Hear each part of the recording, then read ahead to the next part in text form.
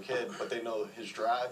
But when they see him doing things, the first time he's going to jump, the first time he's throwing again, that gets them excited. And family support means everything to him. If Robert wanted to do something, Robert would come to his dad, like he went to his father and say, Dad, I want to be the best basketball player there is. I want to be better than Michael Jordan. And my husband said, do you understand what that's going to entail? And he said, yes, sir. And he said, okay, let's go. I took him out to the local school. They had about 6 goals on a little tarmac. I had him going clockwise, which means he had to use your left hand. And he could use his right hand. And he was shooting the ball. He wasn't dribbling, he was shooting the ball. And I gave him a certain number I wanted him to make, not just shoot. About 120 layups left hand. And he was not happy. Trust me, Robert was not happy. But I noticed that around the 120 shot that he made, he went into a different zone. Took him home, and we had a house divided that night. He ran to his mom, and she was upset because he was upset. Instead of my mom going to my dad and saying, you got to stop this, you can't do this, you can't do that, she reinforced to me the understanding that what my dad was doing to me and for me was going to help me be successful. So when I go out to the track meet or the basketball court or on the football field and I dominate, it's because of the training and the hard work I put into it. He was trying to build a tough, focused, disciplined young man, and that's what I've become. Not everybody knows this, and many will joke about it, but to my parents, it's not funny. I was supposed to be a girl.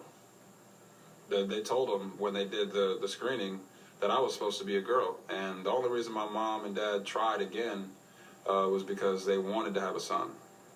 So when I was born, my mom asked, how's my baby girl? And he said, girl, you got a son. And my dad ran around the hospital to find a phone and called everybody in his family and told him he had a son. So that's why I take pride in being Robert Griffin III. This is another wonderful, happy day in the city of Copperas Cove. I don't think we could name a street after any better person than Robert Griffin III. This officially dedicates Robert Griffin III Boulevard.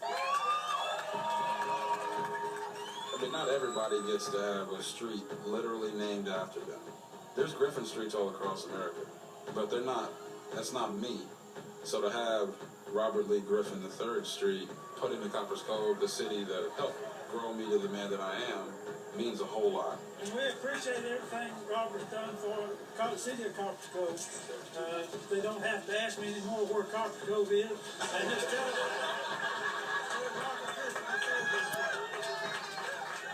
It was really surreal to see people out there cheering for my son. Hopefully in the future they'll talk to me about setting the speed limit on the street. And of course that'll be really fast. But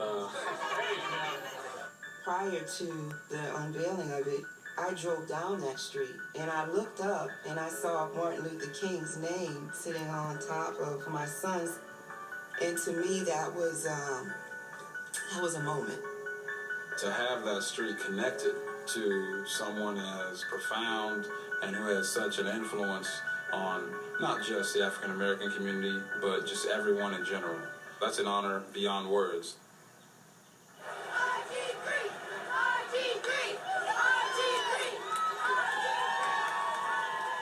The passion for this franchise has been woken up.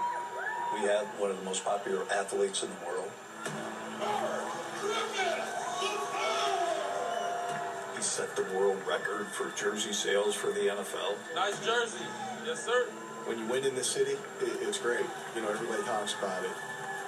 But with Robert, you even step it up another level. You got it. After the Super Bowl, after you win. Yes, sir. This is no longer college football. This is pro.